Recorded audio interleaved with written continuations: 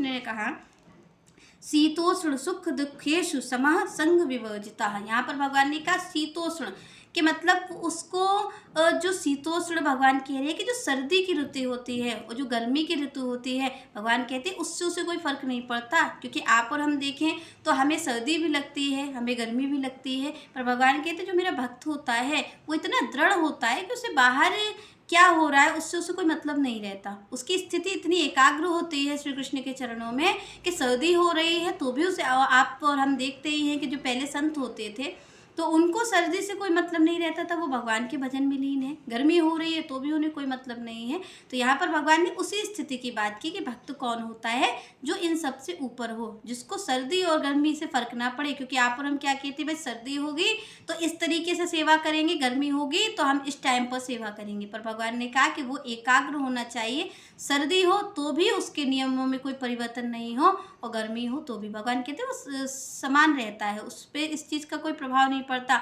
और भगवान ने कहा सुख दुखेशु, भगवान ने कहा कि वो सुख में भी वैसा ही प्रसन्न रहता है, उसे अपार दुख मिल जाता है तो भी भक्त ऐसा नहीं करता कि आपको हमारी तरीके भक्त दुखी दिखे। उसके जीवन में तमाम परिस्थिति आएंगी ऐसी, क्योंकि आप और हम सोचते हैं कि अगर हम भगवान की भक्ति करेंगे तो आप और हमें दुख से मुक्ति मिल जाएगी, पर होता नहीं है ऐसा।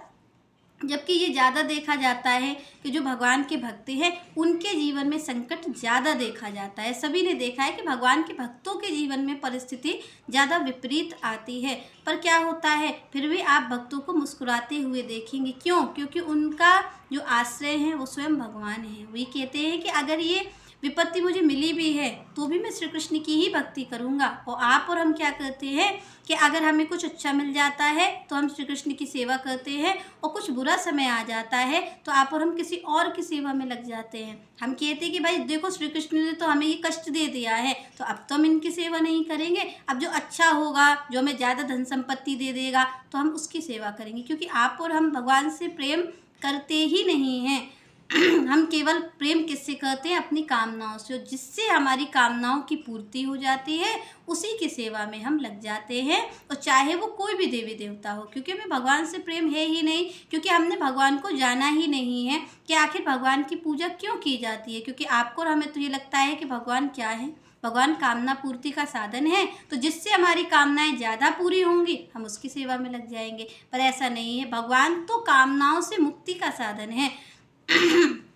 भगवान ऐसे नहीं है कि भगवान कामनाओं की पूर्ति करे। भगवान की सेवा, भगवान की भक्ति तो कामनाओं से मुक्ति दिलाती है। भगवान इसलिए नहीं है कि आपको सुख सुख देते रहें, भगवान की तो सेवा इसलिए कि आपको सुख और दुख दोनों से पार आनंद की अनुभूति करवा सके, इसलिए है श्री कृष्ण, इसलिए श्री कृष्ण की भक्ति। आगे भगवान ने कहा संग विवर्जिता। यहाँ पर भगवान ये कह रहे हैं कि जो दूसरी संगति होती है, जो गलत संगति होती है, उससे मेरा भक्त दूर रहता है, वो गलत लोगों की संगति नहीं करता। तो गलत संगति, आप और हम ये समझते हैं कि कोई गलत इंसान ही हमारे पास बैठेगा आकर के तभी हमारी गलत संगति होगी। अगर कोई गलत इंसान बैठेगा, गलत के पास हम जा कर के बैठेंगे तो ही गलत संगति होगी। पर गलत संगति, आप ये कहें कि ये जो आपके नेत्र हैं ये भी अगर कुछ गलत दृश्य देख लेंगे तो ये भी गलत ही संगति है, फिर भी आपके मन पे प्रभाव गलत ही पड़ेगा। आपके जो कान हैं अगर वो गलत वार्ता सुन लेंगे, कोई आपके पास नहीं बैठा, वो किसी की वार्ता कर रहा है और गलत वार्ता आपके कानों में जाएगी, वो भी आपके मन को मैला करेगी, वो भी भक्त के मन को मैला करती है।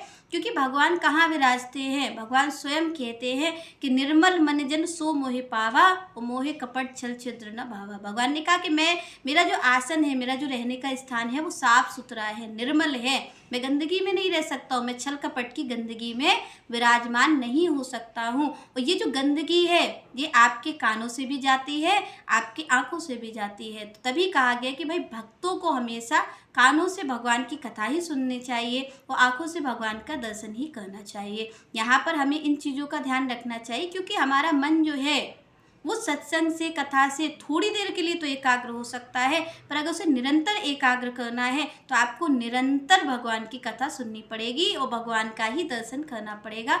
तब ये मन जा कर के एकाग्र होगा, तब वो भगवान का हो पाएगा, उनके चरणों में अर्पित हो पाएगा ये मन, जब हम निरंतर भगवान की कथा को सुनेंगे। चलिए नेक्स्ट चर्चा हम नेक्स्ट वीडियो में करेंगे।